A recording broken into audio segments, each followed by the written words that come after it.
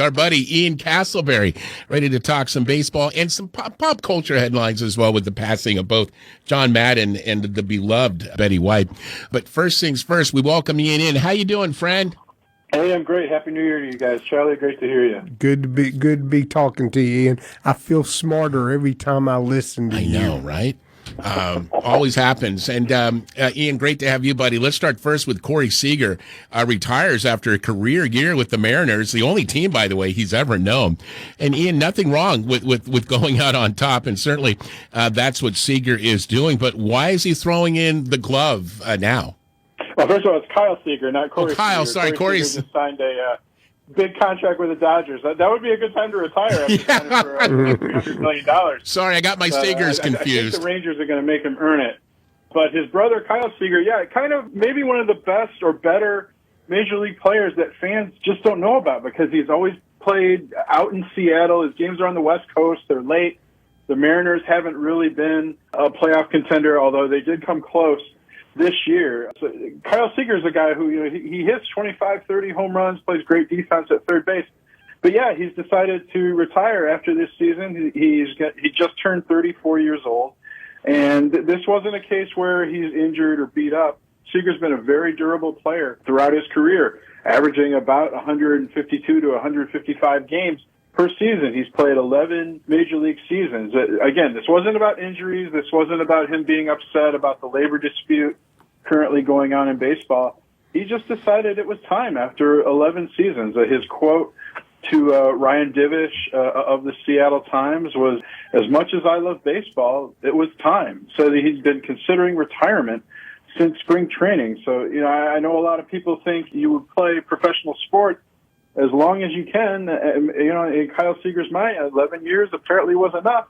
And he, according to SpotRack.com, which is a site that makes me sound very smart on the radio, Kyle Seager earned $104 million during his 11-year Major League career. So he's going to be just fine going into retirement. It sounds like it, Charlie. That's the way to go. Retire. You've got all that money. You can do whatever you want to do. And I hope he stays in Seattle because that is an absolutely gorgeous part of our country. And good luck to Mr. Seager there. God, I'm surprised he didn't say Pete Seager, the great folk artist.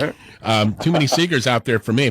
All right, Cody Bellinger re-up, signing a one-year $17 million deal with the Dodgers. And Ian, after a couple of monster seasons, Bellinger he kind of cooled off a little bit in 2021. But L.A. Brass still banking on a return to form? Yeah, Cody Bellinger, he's only 26 years old, and he's 2 years removed, as you just pointed out, from winning the National League Most Valuable Player Award. That year, he hit 47 home runs, hit 305, drove in 115 runs. But last year, 2021, the worst year of his career, he batted 165, only 10 home runs, 36 RBI, only a 542 OPS. Just really an awful season. But he was in there every day for the Dodgers. He plays center field. I think that is a not unimportant consideration, is that he can play all over the field. He can play first base. He can play center field. He can play right field. The way the Dodgers set up, he just fits into their lineup really well. And only 26 years old, I think, yes, the Dodgers are banking that he will turn around. It is one of the great mysteries how he's just deteriorated so much since his MVP season. I think having watched him quite a bit over the past two seasons, he tinkers with his batting stance too much. I think he tried to stand more upright, maybe to try and drive the ball the other way and not pull it as much. I don't know. I think maybe I'd go back to pulling that ball the way with the results he got over 2 seasons ago. Another encouraging factor for Cody Bellinger and the Dodgers, he did have a very good postseason. He did bat 353, 906 OPS. Braves fans might remember in the NLCS, he hit a home run, and it looked like maybe he got the Dodgers back into the series. Turned out not to be that way, much to the joy of Braves fans. But I think Bellinger, you got to bet on the upside. You got to bet on his age, allowing him to recover. And maybe he needs just to be healthy. He did battle quite a few injuries in 2021. He had a hairline fracture in his leg. He had fractured ribs and a hamstring strain. So all of those cumulatively I think really helped to beat Cody Bellinger down and keep his performance so low. Wow. And as part of that, the idea that LA teams have to have star power, that he's got that big name from the MVP year. Yeah, I think that's part of it. The fans do love him, even though he struggled this past year. But you're right, he has been one of the biggest names in baseball over the past 2-3 years. In that MVP season, some listeners might remember, you guys might remember as well, up until the All-Star break, there were some questions as to whether or not Cody Bellinger could hit 400. I mean, he was really hitting the ball well. And some people would say, oh, great, the Dodgers are going to sign a re-signing Cody Bellinger here. That means they're not going to go after Freddie Freeman. Cody Bellinger plays a lot of center field for the Dodgers, so Braves fans still worried about whether or not Freddie Freeman's coming back. The Dodgers reportedly are still interested in making a run at Freddie Freeman. They could have both in their lineup. Ouch. Well, if they weren't worried then, they are now. Thanks, Ian Castleberry, joining us on the the DC Creasman Jewelers Wise Lines presented by no one today, by the wise guys. I'm just so used to saying that. Ian, this is kind of an interesting story here. Payroll for Major League Baseball teams down 4%. That put teams back at 2015 numbers. Ian, is this an anomaly or the beginning of a trend? This is a trend, and this is why we are currently in a lockout in Major League Baseball. Owners have tried to keep salaries down. Only the star players are getting the huge money. There really is no middle class in baseball anymore. We're seeing a lot of guys who in the past, veterans who are maybe on the wrong side, so to speak, of 30, but still productive, just not getting paid that much money, not being able to find a contract with teams who are increasingly preferring to get production from younger players to save costs. So the fact that payroll is going down, I think that is a huge concern for the players' union and why they're in a fight right now with the owners. This is interesting, guys, because, you wonder, like, right now baseball, I think, is look, all sports, all pro sports, college football, the NFL, the NBA, MLB, these TV rights deals are just huge. But I've always felt like baseball's been teetering along a line where financially we were going to be seeing this. I must have said this 8 or 9 years ago. How much more can Major League Baseball go before they have to say, we've kind of reached a peak here in terms of player salaries. We're losing money. We're in a pandemic, which, that wasn't on anyone's radar years ago. But Ian, I've got to think this is going to be an interesting one. And do you think the players union may see this as well and try to negotiate now and kind of get ahead of things before things get a little wonky? Could they maybe negotiate a little bit with the owners at this point? It's possible, but I don't know if the TV money is really running lower. Yes, nationally, you're going to see that starting this coming season. ESPN isn't going to have as many games on during the week. TBS, they're not going to do the Sunday games anymore. They're going to do games on Tuesday night. Fox is going to have fewer games nationally. So there is less national coverage of the sport. But I think this is just the natural progression of what we've seen over the past, 5 to 8 years, and that baseball is increasingly becoming a regional sport. Braves fans love to watch the Braves on Bally Sports Southeast. Tigers fans love to watch on Fox Sports Detroit, et cetera. The Yankees on Yes Network. So those networks are still drawing big numbers, and they want those games because they need the inventory, they need the catalog, they need live sports, that people aren't going to just DVR and they'll sit through the commercials and watch. So the money is still there, but it's on a more regional basis with these regional sports networks with local contracts. So, yeah, I think you do bring up a good point, Pat, in that the money may be starting to drop a little bit from a national standpoint. But if you're the players, you're looking at these teams and saying, hey, they're still getting hundreds of millions of dollars in local TV contracts, and that money can be sunk into payroll. And as we're seeing, as you just brought up, with the payrolls going down to 2015 levels, owners aren't paying all the revenues that they're earning. Wow. Just what do you say, Charlie? You look at contracts like Pujols and other people got that are 10 years and all this huge amount of money, when you're already, mid-30s or something, you feel like it's not sustainable. Yeah, and I think baseball's got a bigger problem with that right now than the NBA or certainly the NFL. So why we have Ian Castleberry with us to lay all of this out and kind of explain it for us, including this one, Ian. The Angels, Shohei Ohtani, American League MVP, receives a big award outside of baseball. What more can you tell us? Yeah, Shohei Ohtani was named the Associated Press Male Athlete of the Year, and it's difficult to argue with that. Shohei Ohtani had an outstanding year, not just at the plate, but as a pitcher as well. We haven't seen a two-way player like this. Most of us have never seen a player like this. We've read about Babe Ruth and players like that who are great pitchers and great hitters, but Shohei Ohtani, we got to see it. If people stayed up and watched the Angels on the West Coast, he was certainly must-see TV. 46 home runs, 100 RBI, mostly as a designated hitter, but that's because when he pitched, he went 9-2, 3.18 ERA, 156 strikeouts in 130 innings.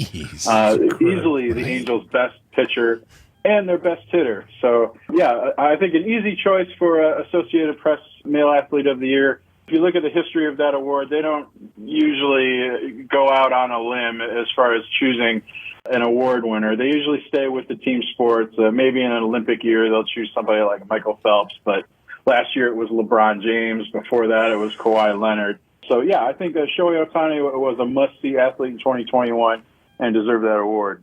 Indeed. Well, I mean, the numbers you just laid out, right, Charlie? That's unbelievable. Yeah. I mean, when you actually listen to you, he did what? He was 9-2. It's really unbelievable. More strikeouts than innings pitched. It's like you're a little league player and you're the best pitcher and you're the best hitter. And oh my goodness, he is amazing, and he's such a great guy. I mean, and that's kind of, I think, the Japanese culture, incredibly polite, and he comes over to this country and he's just incredibly, he's such a nice kid. And he's a kid. We forget that. And I love watching him. And stuff like getting to start in the All-Star game, and then play a position too. I mean, it's so cool. He is something again. And Charlie, that's a great point that Charlie just made, because I think more people were interested in watching the All-Star game, at least that first inning. Yes. In 2021 than they had been for quite a few years. Wow, that's great. That's just amazing. As Ian Castleberry joins the Wise Guys, of course, on the D.C. Creasman Jewelers Wise Lines. All right, John Madden and Betty White. What the hell, 2021? I literally woke up New Year's Eve morning and thought to myself right off the bat, one more day, final day. What's going to happen? Who's going to leave us? And literally freaking 2 hours later, Betty White passes away 17 days before her 100th birthday. But of course, preceding her in death, not just days before, I mean, two iconic people in our country. We lose John Madden. And Ian, you're a pop culture guy. They appealed to young and old. Can you recall two more iconic names in your lifetime?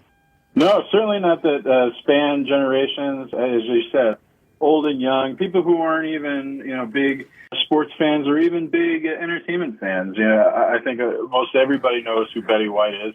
Most everybody knows who John Madden is. I mean, both of them pass what I like to call the mother test. If your mother knows who these people are, they've really broken through in pop culture at large. The Madden thing was heartbreaking. I mean, both deaths heartbreaking, of course. I mean, Betty White, as you said, just days away from her 100th birthday. People magazine already published this cover stories. Betty White turns 100. And John Madden just 2 days after Christmas when that All Madden documentary played on Fox. I don't know if you guys have seen it. It is available on streaming now.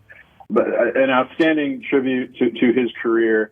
And John Madden, I mean, I'm not saying something original here, but he kind of broke through three times in three different careers. He was a great coach.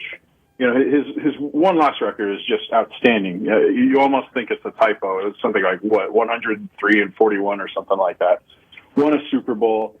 He became arguably the greatest sports broadcaster of all time.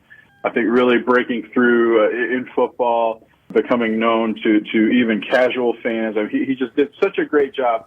And so few broadcasters do it now where they're able to explain the game, but just make it accessible even to the casual viewer.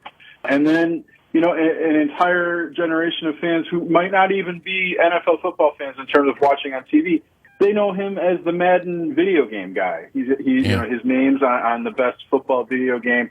He was on the cover for so many years, and really changed sports video games, especially from a football standpoint, by insisting it had to be as real as possible, as close to the actual product in a video game. It's just an incredible career that John Madden. I know I'm talking more about John Madden than Betty White. But, yeah, both of them, Betty White, you know, you used the word beloved earlier, and I can't think of a better word. I mean, you know, people were so happy when she hosted Saturday Night Live, you know, that she can be a little bit bawdy, you know, flirting with Ryan Reynolds when they did the proposal together. I mean, there's so few actors are just admired as they get older, and she was really revered and beloved throughout pop culture as she got older. Yeah, she was. I mean, I just saw a blooper reel from her show Hot in Cleveland. Oh my God. It was 9.5 minutes long. I was laughing for about 8 minutes. I mean, out loud. She was so funny, Charlie, and so bawdy. And I remember her husband, the late Alan Ludden, who was a big game show host. Mm-hmm. My first look at Betty White was when she was appearing on one of his shows. He passed away in 1981, I think, due to cancer. But that's where I first saw Betty White. But I mean, she took it next level as the years went on. And she's been so popular in so many things. I mean, you look at the old reruns of Mary Tyler Moore and how classic she was in that. Oh my gosh, that's right. Forgot about Mary Tyler Moore. Another great show. Boy, those were the days for the kids. Ian, this was awesome, man. As always, we appreciate you, and you got some changes coming up in 2022. We'll talk about that when you're ready, my friend. But sure appreciate you as always, and just keep doing the great work that you do, bud. Hey, I appreciate it. We're getting off to a good start in 2022. I haven't signed any checks, probably because I don't write checks anymore, but I haven't written 2021 accidentally. So I consider that a good start. But I appreciate that, Pat. And again, it's great talking to you, Charlie. And yeah, let's have a great year. Yeah, man, let's do it. Good. Appreciate you, Ian. Be well, friend. All right, take care, guys. You got it. Thanks to Ian Castleberry joining the Wise Guys via the DC Creasman Jewelers Wise Lane.